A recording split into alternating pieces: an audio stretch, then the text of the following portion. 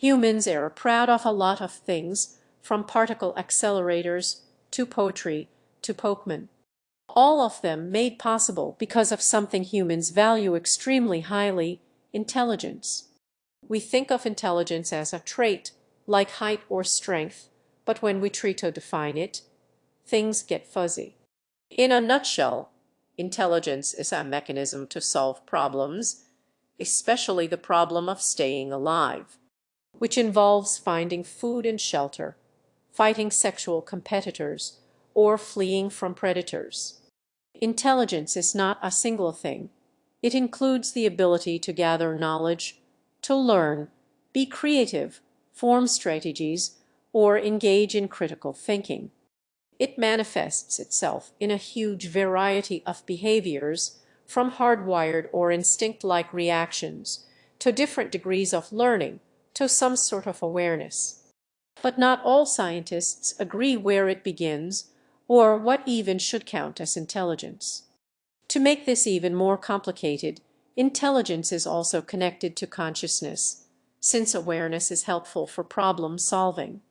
But we re-exploring consciousness in other videos, so today we'll leave it aside.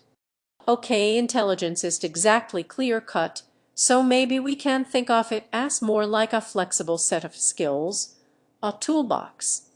The most basic tools in the intelligence toolbox are the ability to gather information, to save it, and to use it to learn. Information about the world is gathered through senses such as vision, sound, smell, touch, or taste, and helps us navigate and react to the external world appropriately. But living things also need to keep track of the state of their own bodies, monitoring things like hunger and fatigue. Information is the basis of action for all living things, and without it, you are at the mercy of your surroundings, unable to react appropriately or flexibly. Information is much more powerful if we can keep and save it. So the second tool is memory. Memory is the ability to save and recall information. So a living being doesn't have to start from scratch every time it perceives something relevant.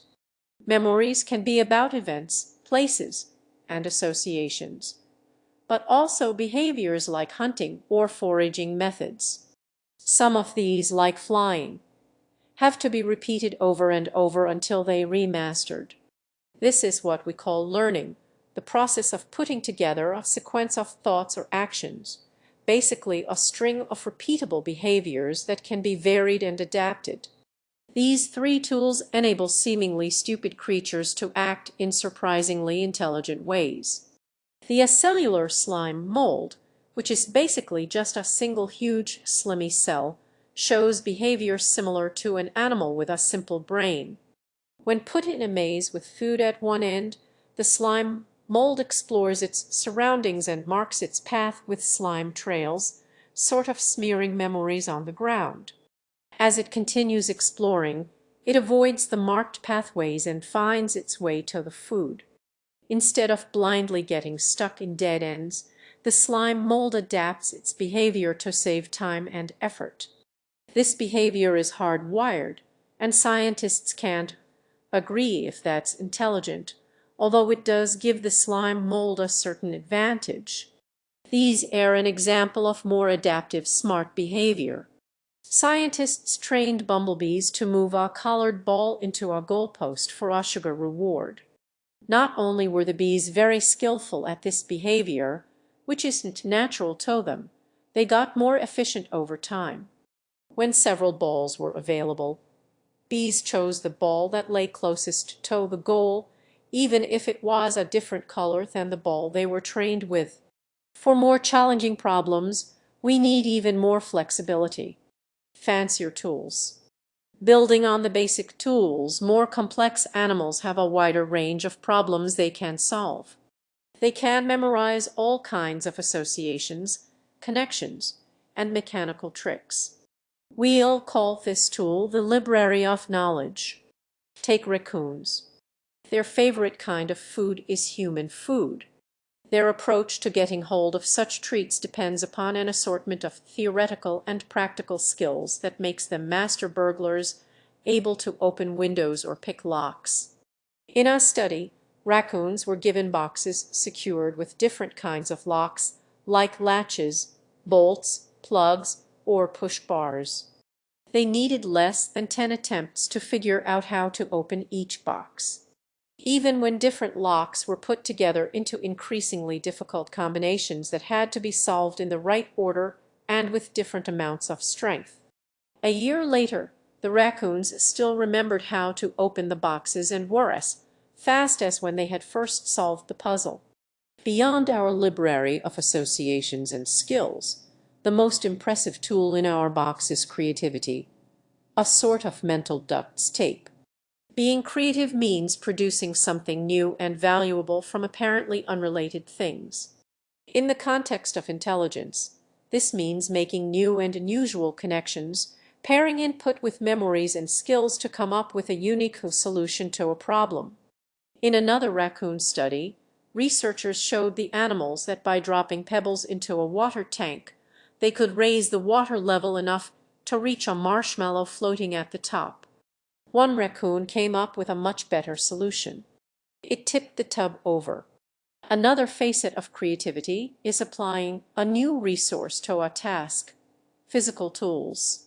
Like primates that use a stick-toefish for termites in trees, or some octopuses which assemble collected coconut shells around themselves as a sort of portable armor to hide from enemies. Collecting materials for later use is connected to an even more advanced dimension of problem-solving: planning. Planning means considering the activities required for a desired goal and putting them together in a plan. When unforeseen circumstances and new possibilities present themselves, they need to be assessed according to whether they match the plan or not. An example of this intelligent behavior is hoarding food to eat it later. This is an instinctive behavior in squirrels, but even though hiding food comes instinctively to them, they still need to use advanced thinking skills to make the best decisions. Squirrels examine every nut and weigh the time and effort it would take to hide it against the benefits they would get from each one. Damaged or low-fat nuts are eaten right away, while nuts that still need to ripen go on the stockpile.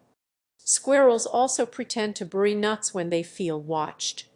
These empty catches distract rivals from their real treasure. This is pretty advanced strategizing, because to make a plan to distract someone else, you first have to be aware that there are others like you that want the same things. The more complex the problem, the more tools are needed in combination to solve it. So the more tools there are, the more flexibility a being has to solve the challenges life throws at them. But even for complex problems, each animal's individual situation is what counts. Squirrels are omnivores that defend their territories fiercely. For them, it makes sense to remember where there's food in different locations and trick their enemies to improve their chances of survival. Sheep don't have any such refined tricks up their sleeve, but they don't need to. They are grazers and live in flocks. The skills relevant to them are social. They recognize and remember many different sheep and even humans for years. A completely different skill. Evolving and retaining a complex set of mental abilities they might never use would be a waste of resources for them. Humans went the opposite way and invested in an unusually diverse intelligence toolkit. While this was helpful, by accident we added another set of tools on top: culture. No single person could ever build a space rocket or particle accelerator. But thanks to our ability to work together and to share knowledge across generations, we can overcome challenges beyond any single individual's ability. This allowed us to shape the planet to our liking. We also created new problems in the process: Sudoku, tax forms, string theory, but also rapid climate change and antibiotic resistance. To solve these, we all need to look past short-term survival and think about the distant future. We have the toolbox. We just need to use it. Speaking of tools for learning, We've heard from many teachers that are using our infographic posters in class.